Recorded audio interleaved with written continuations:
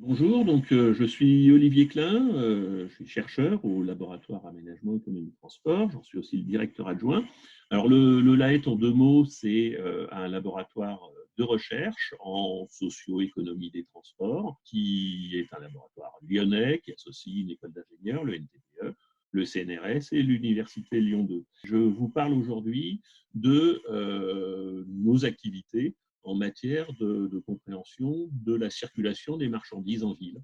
Alors, le transport de marchandises en ville, d'abord, de quoi s'agit-il? Il s'agit de plusieurs choses. Si on regarde la ligne du milieu, c'est d'abord les camions qui circulent entre les établissements. Alors, les établissements, ça peut être des usines, des entrepôts, des commerces, la circulation de ces véhicules utilitaires.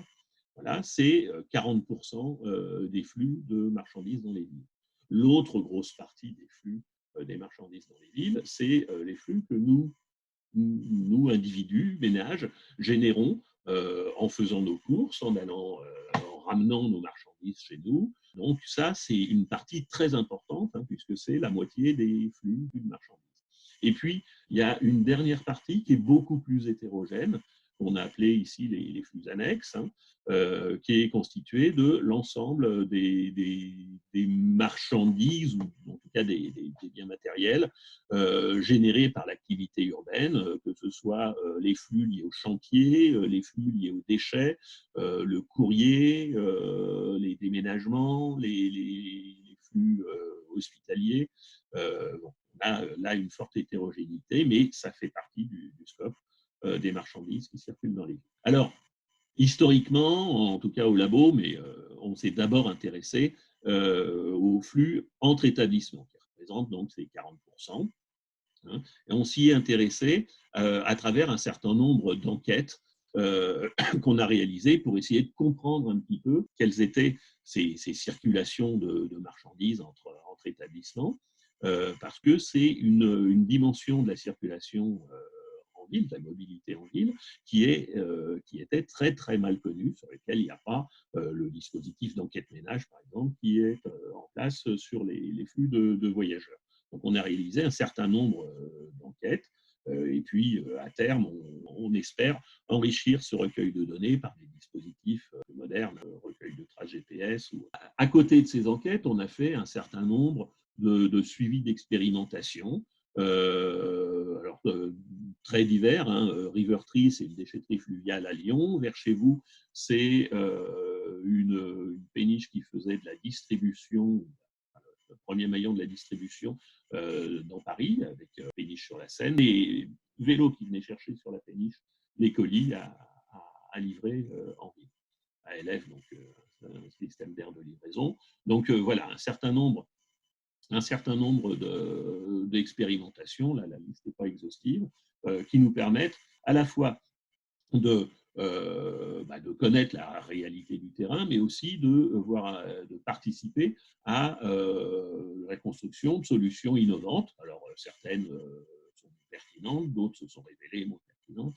Et puis, avec l'ensemble des données recueillies, on a d'abord construit un premier modèle qui s'appelle Freiturb et qui vient simuler les opérations de fret urbain et la circulation des marchandises en ville pour dresser un état des lieux de la circulation de ces marchandises, y compris dans les villes sur lesquelles on n'a pas réalisé d'enquête. Donc, en fait, ce modèle permet à toutes les villes qui ont acheté le modèle, vous avez la carte, d'établir l'état des lieux de la circulation des marchandises sur leur périmètre. C'est alimenté par les données qu'on a recueillies et puis des données INSEE qui sont génériques sur tous les territoires. Ce modèle, donc, il a une architecture particulière, détaillez la diapo si vous voulez. Il y a, comme souvent dans les modèles de transport, une phase de simulation en fonction des caractéristiques des établissements qui émettent des flux. Et puis ensuite, on va affecter ces circulations sur le réseau. On va regarder comment elles occupent le réseau. On va ensuite voir les origines, les destinations et produire un certain nombre de résultats qui sont, par exemple, illustrés par cette carte. Là, il y en a plusieurs. Ce qu'on voit sous la carte qui est sous l'illustration, c'est donc les points verts représentent des établissements qui émettent ou qui reçoivent. La taille des ronds dépend de la fréquence des livraisons. Et derrière, on peut produire des données qui concernent le type de véhicule utilisé, l'estimation du nombre de stationnements, de la durée de ces stationnements et donc de l'occupation de la voirie. On peut distinguer ces différents paramètres selon que c'est du transport pour compte d'autrui, c'est-à-dire du transport réalisé par des transporteurs pour des clients, ou du transport dit pour compte propre, donc réalisé par exemple, le commerçant qui va chercher lui-même ses marchandises. Voilà, on produit aussi des données, c'est le graphique avec les deux bosses que vous voyez, des données sur l'occupation horaire de la voirie et la fréquence horaire des circulations. Donc voilà ce modèle. Ensuite, on s'est forcément posé la question des flux générés par les ménages. Alors évidemment, c'est un petit peu différent, ce n'est pas le même type de recueil de données, donc ça pose de nouvelles questions. On a effectivement un certain nombre de lacunes dans le modèle Fréturbe, qui sont liées au déplacement d'achat des ménages que l'on n'observe pas, au e-commerce et au déplacement, à toutes les livraisons qui sont liées au e-commerce et qu'on n'enquête pas dans les enquêtes Fréturbe. Donc, on a développé de nouvelles enquêtes avec des nouvelles méthodologies. Donc, alors évidemment, c'est des chercheurs qui travaillent, c'est toujours un peu plus compliqué. On a analysé les flux liés au ménage en les séparant en deux parties. Ce qu'on a appelé les achats classiques, c'est-à-dire quand vous et moi, on va faire nos courses et qu'on rentre du supermarché avec nos sacs pleins, enfin, d'un petit commerce, sont ce qu'on appelle des achats classiques, et c'est mesuré dans les EMD, donc dans les enquêtes ménage-déplacement, puisque comme il y a un déplacement, on réalise nous un déplacement, c'est bien un déplacement de personne, et donc c'est mesuré. Et puis, il y a tout en fait, ce qu'on a appelé, nous, les achats découplés des ménages, c'est-à-dire tous les achats qui sont réalisés soit sans qu'il y ait du tout de déplacement, c'est tout ce qui est fait en ligne, soit avec des formules où le déplacement est dissocié du moment de l'achat. C'est par exemple les drives. Donc, on a réalisé une enquête spécifique sur Lyon avec Vague, qui nous a permis de développer une méthodologie particulière et puis ensuite de la mettre en œuvre.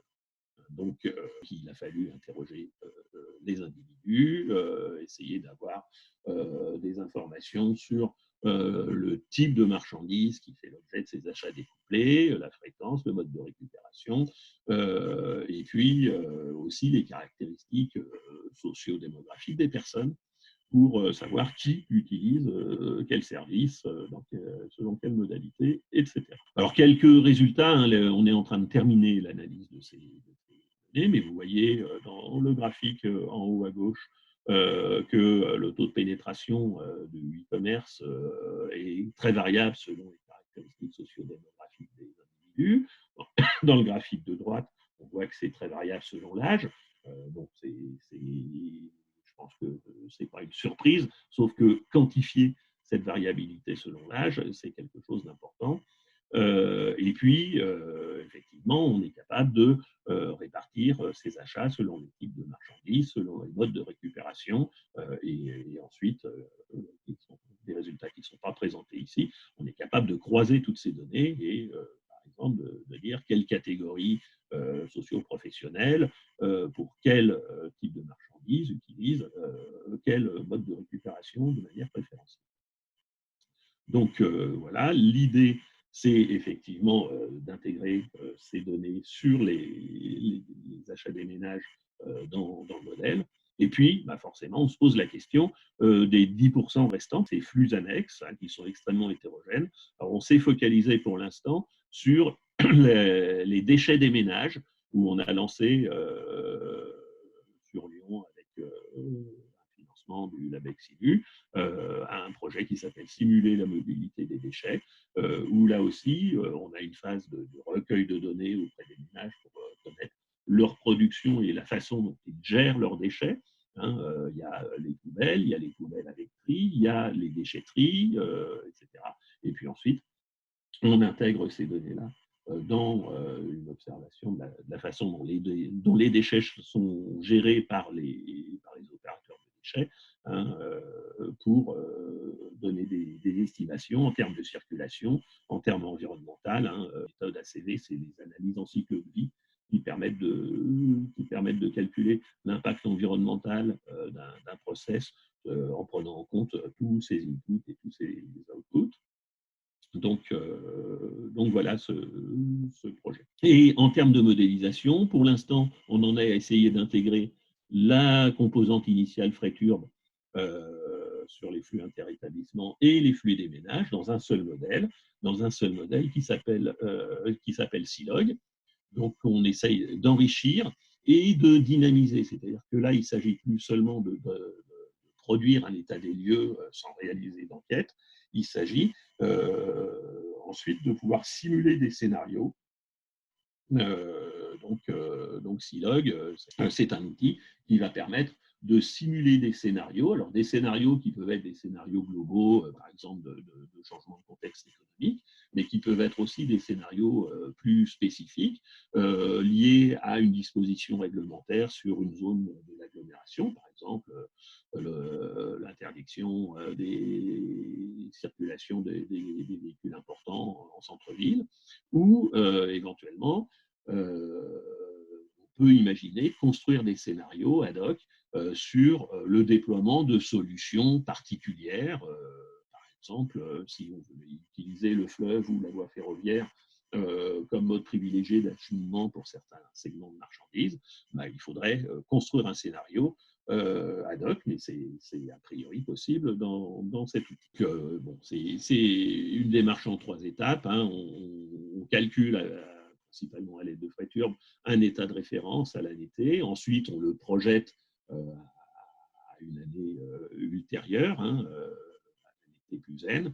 Et puis ensuite, on introduit les paramètres du scénario que l'on veut tester de façon à avoir des résultats. Donc ça permet effectivement d'intégrer à la fois une évolution temporelle et l'introduction de paramètres perturbateurs qui peuvent faire l'objet du scénario, introduction d'une mesure réglementaire ou d'une innovation, par exemple. Voilà donc notre activité. L'idée, c'est d'analyser les pratiques. Hein. Alors, les pratiques actuelles, les pratiques émergentes, les pratiques futures, par enquête, par suivi d'expérimentation, et ensuite de les intégrer dans des modèles pour éclairer les choix publics et les choix des opérateurs privés, essayer de comprendre quels sont les besoins en termes d'urbanisme, par exemple sur l'occupation de la voirie, le taux de circulation des marchandises, etc. Et puis, des évolutions, on va dire, plus structurelles sur le développement du e-commerce, le développement d'innovations appuyées sur de nouvelles technologies. Voilà, ça c'est une part importante de notre activité, ainsi que l'évaluation de solutions innovantes. Et puis, on a une activité de dissémination et de concertation, entre autres, parce qu'on a créé un jeu qui s'appelle Urbalogue, qui permet aux acteurs, à travers une espèce de jeu de rôle, de confronter les exigences, on va dire, de la livraison des marchandises avec les impératifs de l'urbanisme et des enjeux de l'aménagement. Donc c'est un jeu qui marche pas mal et qui est aussi à la disposition des acteurs. Je vous remercie pour votre attention et vous renvoie sur les 2 acteurs, les 2 chercheurs du laboratoire qui sont sont les plus actifs sur ce champ, hein, Mathieu Gardra d'un côté, Florence Toillier de l'autre. Vous avez les adresses sur le slide. Merci.